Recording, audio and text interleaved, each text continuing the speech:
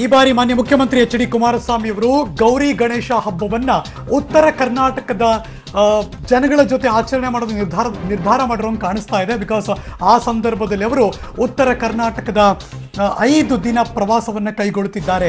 ಈಗಾಗಲೇ ಅವರು ಹೇಳಿದ್ರು, ನಾನಿನ್ನು ಸ್ವಲ್ಪ ದಿನ ಆದಮೇಲೆ ಉತ್ತರ ಕರ್ನಾಟಕದ ಕಡೆ ಬರ್ತೀನಿ ಅಂತ. ಹಾಗೇನೆ ಸೆಪ್ಟೆಂಬರ್ 10ನೇ ತಾರೀಕಿನಿಂದ 15ನೇ ತಾರೀಕಿನ ತನಕ ಉತ್ತರ ಕರ್ನಾಟಕದ ಪ್ರವಾಸವನ್ನು ಕೈಗೊಳ್ಳುತ್ತಿದ್ದಾರೆ. ಈಗಾಗಲೇ ದೊಡ್ಡ ದೊಡ್ಡ ಆರೋಪವನ್ನು ಎದುರಿಸಿದ್ರು ಅವರು, ಮಲತಾಯಿ ಧೋರಣೆ ಉತ್ತರ ಕರ್ನಾಟಕಕ್ಕೆ ಸರಿಯಾಗಿ ಕೊಟ್ಟಿಲ್ಲ ನೀವು ಅಂತ. ಹಾಗಾಗಿನೇ ಆ ಭಾಗಕ್ಕೆ ಬರ್ತೀನಿ ಅಂತ ಹೇಳಿದ್ರು. 5 ದಿನ ಆ ಭಾಗದ ಪ್ರವಾಸ ಮಾಡೋದಕ್ಕೆ ನಿರ್ಧಾರ ಮಾಡಿದ್ದಾರೆ ಮಾನ್ಯ ಮುಖ್ಯಮಂತ್ರಿಗಳು. ಆರೋಗ್ಯದಲ್ಲಿ ಏರುಪೇರಾಗಿತ್ತು, ಶಸ್ತ್ರಚಿಕಿತ್ಸೆಗೂ ಕೂಡ ಒಳಗಾಗಿದ್ರು ಮಾನ್ಯ ಮುಖ್ಯಮಂತ್ರಿ ಎಚ್ ಡಿ ಕುಮಾರಸ್ವಾಮಿ ಅವರು. ಈ ಹಿಂದೆ ವೈದ್ಯರು ಕಂಪ್ಲೀಟ್ ಆಗಿ ಅವ್ರ ಮೇಲೆ ನಿಗಾ ಇಟ್ಟಿದ್ದಾರೆ. ಬಿಡುವಿಲ್ಲದ ಚಟುವಟಿಕೆಗಳು ಈ ಸಂದರ್ಭದಲ್ಲಿ ಅವರೇ ಶುರು ಮಾಡಿದಂತಹ, ಈ ಹಿಂದೆ ಮುಖ್ಯಮಂತ್ರಿ ಆಗಿದ್ದಾಗ ಗ್ರಾಮ ವಾಸ್ತವ್ಯ ಏನು ಶುರು ಮಾಡಿದ್ರು, ಈಗ ಮತ್ತೊಮ್ಮೆ ಅದನ್ನು ಅನುಷ್ಠಾನಕ್ಕೆ ತರೋದಕ್ಕೆ ವೈದ್ಯರು ಇನ್ನೂ ಅನುಮತಿ ಕೊಟ್ಟಿಲ್ಲ. ಆರೋಗ್ಯದ ದೃಷ್ಟಿಯಿಂದ ವೈದ್ಯರು ಕ್ಲಿಯರ್ ಮಾಡಿದ ಮೇಲೆ ಗ್ರಾಮ ವಾಸ್ತವ್ಯದ ಬಗ್ಗೆ ಗಮನ ಹರಿಸ್ತೀವಿ ಅನ್ನೋ ಮಾತನ್ನ ಮಾನ್ಯ ಮುಖ್ಯಮಂತ್ರಿಗಳು ಅವರ ಗೃಹ ಕಚೇರಿ ಕೃಷ್ಣಾದಲ್ಲಿ ಸ್ಪಷ್ಟಪಡಿಸಿದ್ದಾರೆ. ಗ್ರಾಮ ವಾಸ್ತವ್ಯ ಅಂತ ಅಲ್ಲ, ತಿಂಗಳಲ್ಲಿ 1 ದಿನವಾದರೂ ಒಂದು ತಾಲೂಕಿನಲ್ಲಿ ಜನತೆಯ ಕಷ್ಟಗಳನ್ನು ಅರಿಯತಕ್ಕಂಥದ್ದಕ್ಕೆ ಪ್ರವಾಸ ಮಾಡಬೇಕು ಅಂತಕ್ಕಂಥ ಸೂಚನೆ ಕೊಟ್ಟಿದ್ದೇನೆ. ಗ್ರಾಮ ವಾಸ್ತವ್ಯಕ್ಕೆ ನಾನು ಯಾರಿಗೂ ಹೇಳಿಲ್ಲ.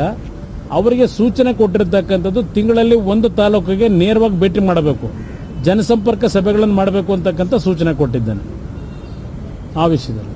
ನಂತರ ಬಹುಶಃ ನಾನು 10ನೇ ತಾರೀಕಿನಿಂದ 15ನೇ ತಾರೀಕಿನವರೆಗೆ ನನ್ನ ಉತ್ತರ ಕರ್ನಾಟಕದ ಕಾರ್ಯಕ್ರಮಗಳು ಏನು ಅಂತಕ್ಕಂಥದ್ದನ್ನು ಸದ್ಯದಲ್ಲೇ ಮಾಧ್ಯಮದ ಸ್ನೇಹಿತರಿಗೆ ನಾನು ಮಾಹಿತಿಯನ್ನು ಕೊಡ್ತೇನೆ ನಾಳೆ ನಾಡಿದ್ರಲ್ಲಿ.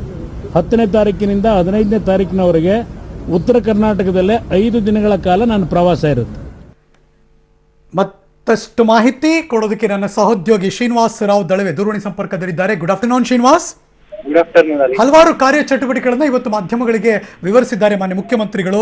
ಮುಂಬರುವ ದಿವಸದಲ್ಲಿ ಏನೇನ್ ಮಾಡ್ತೀವಿ ಅಂತ. ಮೊದಲಿಗೆ ಕೊಡಗಿನ ಅವರ ಪಾದಯಾತ್ರೆಯ ಉದ್ದೇಶ ಏನು? ಹರೀಶ್, ಏನು ನಾಳೆ ಆದಿಚುಂಚನಗಿರಿ ಮಠದಿಂದ ದೇಣಿಗೆ ಸಂಗ್ರಹವನ್ನ ಮಾಡ್ತಿದ್ದಾರೆ. ಸೊ ಹಾಗಾಗಿ ಪಾದಯಾತ್ರೆಯನ್ನ ನಿರ್ಮಲಾನಂದ ಸ್ವಾಮಿಗಳ ನೇತೃತ್ವದಲ್ಲಿ ಮಾಡ್ತಿದ್ದಾರೆ.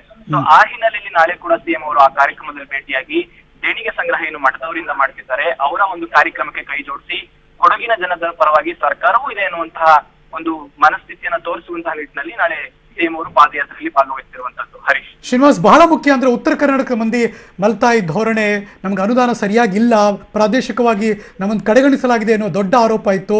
ಅದನ್ನ ಸರಿದೂಗಿಸೋದಕ್ಕೆ ಅವ್ರ ಮಾತಿನ ಹಾಗೆ ನಡ್ಕೋತಿದ್ದಾರೆ ಅನಿಸ್ತಾ ಇದೆಯಾ ಈಗ? ಹರೀಶ್, ಹೌದು. ಯಾಕಂತಂದ್ರೆ ಭಾರಿ ವಿರೋಧ ಕೇಳಿದಂತದ್ದು ಕುಮಾರಸ್ವಾಮಿ ಅವರ ವಿಚಾರದಲ್ಲಿ ಉತ್ತರ ಕರ್ನಾಟಕವನ್ನ ನಿರ್ಲಕ್ಷ್ಯ ಮಾಡಿದ್ದಾರೆ ಅನ್ನುವಂಥದ್ದು. ಸೊ ಆ ಹಿನ್ನೆಲೆಯಲ್ಲಿ ಈಗ ಉತ್ತರ ಕರ್ನಾಟಕದ ಭಾಗಕ್ಕೆ ಸಿಎಂ ಅವರು ಖುದ್ದು ಪ್ರವಾಸವನ್ನ ಮಾಡ್ತಿದ್ದಾರೆ.